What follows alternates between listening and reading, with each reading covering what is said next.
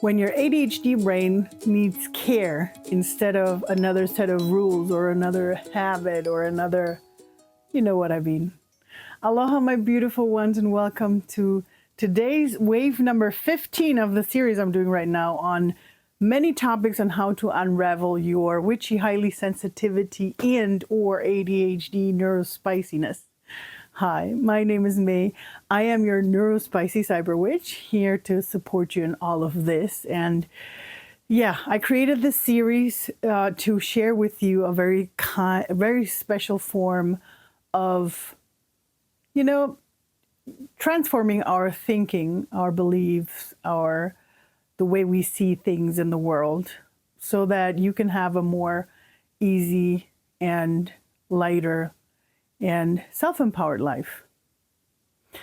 And today I want to talk about exactly that part in us that gets easily overwhelmed, that has, so many things in life where we go like, oof, and then we hyper focus on certain things, right? So we become this people that are focused on this one specific task, or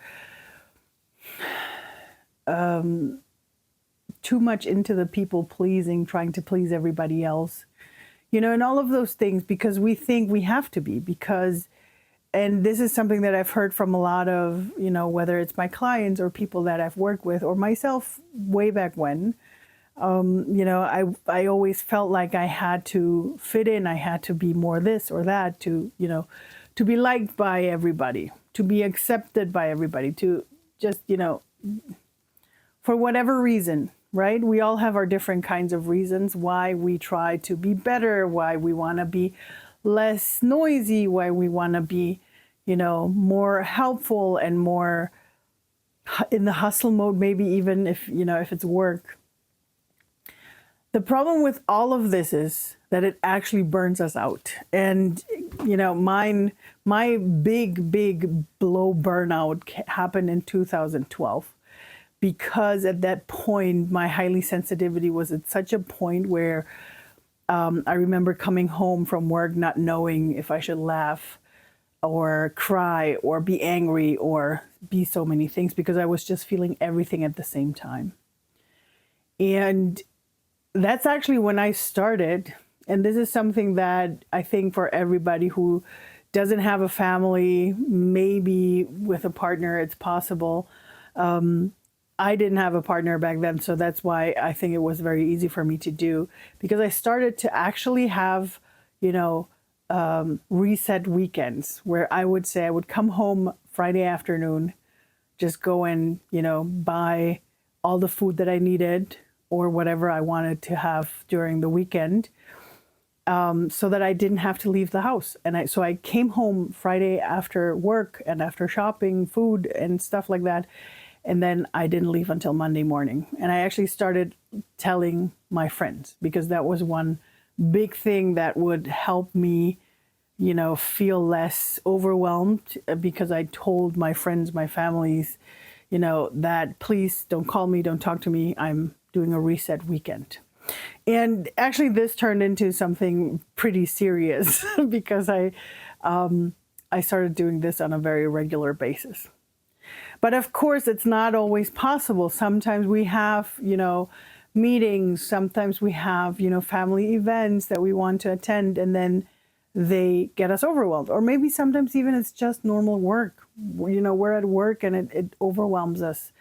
Whatever it is, whether it's our sensitivity or whether it's our ADHD that's going wild because we have so many tasks and maybe all those tasks overwhelm us. So today I want to talk to you about what you can do, or what maybe you can practice. This is something for you to practice. And I feel that it's a beautiful thing to find out. It won't work right away and it won't work every time, but it will be something that you can use for yourself, especially in those hard moments. And this is coming from someone that used to be, I used to smoke. I used to, do cigarettes. And back then, for me to reset myself, it was going outside, having a cigarette, right? That's the typical one. And it's a form of regulation. You know, I am admitting to this. It's a form of regulation that I was doing back then, right? I stopped smoking, of course. I don't smoke anymore. And so you need to find other things how to deal with the overwhelm in that moment. And I found that a little rich, like, I don't want to call them rituals because it's not rituals, but it is sort of, because we can choose to find different little things. And this can be like giving yourself a moment. You know, I remember when I was still working in the corporate world, and this was actually additionally to cigarettes, because sometimes cigarettes wouldn't even regulate you properly. When I was still working in the corporate world, I would take a moment and, you know, in spite of me not having to go to the toilet, I would just take a moment to go to the toilet and just be there for a second, breathe with myself, take a deep breath, you know, and allow myself to be there for a second. That could be something. Or even allowing me, you know, giving myself a timer and saying, okay, I'm going to play one game on my phone. One of my favorite games, one that relaxes me. I'm not talking about stressful ones. That's why I'm not a big fan of games that go on time, that you have to do type things. Just one where you really feel like it you know, like Sudoku. It can relax you. You don't have to, like, if you're not done in 5 minutes, doesn't matter, because you can keep on doing it later, right? So something like that, or listening to your favorite music, or, you know, taking a moment to wash your hands mindfully, meaning, you know, really feel the soap or feel the water running over your hands, or, you know, and this was actually one of my favorites that I noticed at some point, because if we take the name meditation, or not the name, but the act of meditation, if we break that down to its core, it's actually a call to be in the moment, right? And the thing is, especially for us neurospicy ones, we're with our brain all over the place. So we're never in the moment. It's very hard for us to be in the moment, right? So what's the best thing that can get you into the moment? Becoming present with your body. And this was really one of my favorites, because back then I was living on the 4th floor without an elevator. So every time I would come back home, I would be very mindful with myself, very conscious about the steps I was taking upstairs, right? So I would really feel into, like, how my foot would step on the next, you know, step up, and then which muscles would pull my body up to the next step, and then, you know, go up like that. And that would help me in that moment to really, it relaxes you to do that. And that's why I just mentioned, you know, washing our hands, or having that, like, finding little moments like this. So whenever I would have a very high-paced or high-stress moment at work, or even now, you know, when I have those moments now, I find a way to give myself a couple of seconds of being mindful. Even when I have to do a lot of things, sometimes it's just like, okay, just take deep breaths. Allow yourself to breathe. Allow yourself to, you know, I don't know if you know the body scan, if we've spoken about the body scan, but, you know, give yourself a quick scan through the body, like, is everything okay? Just a quick hello head, hello shoulders, hello breast, hello chest, hello, you know, stomach, hello hips, hello knees, hello, you know, calves, hello feet. That's it. Just a quick one.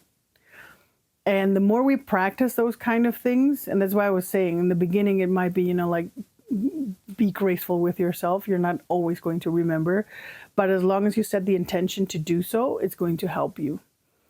And I just gave you the examples of what works for me. Not always at, you know, the same things work, right? Sometimes it's, you know, having a cup of coffee. Sometimes it's, you know, giving myself actually even more time, like, hey, watch my favorite series, just, you know, one episode, that's it, it's good, done, you know, and now we can keep on working, right? So giving yourself grace in those moments, allowing yourself to feel the feels in that moment, allowing yourself to be present with your body can be very helpful. And like I said, these are just moments. I'm not talking about, of course, I just mentioned the, watch your full series. That could be like 30 minutes or, but the more you practice to have mindful moments where you become mindful with yourself, it gets to be like a little reset throughout the day. Remember how I said that whenever I feel grateful, I do it in that moment instead of journaling in the morning and in the evening only, because and this is one of the practices that came with this as well, because the more we practice it throughout the day, it helps us really reset our system. That's how we reset. That's how we can actually, calm ourselves, how we can regulate ourselves. The only bad thing about this practice is no one else can do it for us except ourselves. So it's how do you remind yourself to do that? So depending on how much is going on in your life, you can either set timers on your phone, give yourself Post-its all over the place, and be playful with yourself and finding out which kind of mini rituals help you. What kind of things is it? Like, is it your favorite food, or is it, be as creative as you can be and allow yourself to have whatever it is, to have these little tiny moments for yourself, because the more you have them throughout the day, the more regulated you're going to be. All right, my wonderful, beautiful soul. I hope you're taking that with you. As always, I'm very curious. Let me know in the comments which of these resonated with you. And if there was something that you're going to go like, oh, May, I'm going to do that now from now on. I would love to know. And maybe I'll see you inside of the Cyber Coven. All the links are below. Thank you so much for tuning in this week. And maybe I'll see you next week. Give yourself as much grace as possible. You're an amazing human being.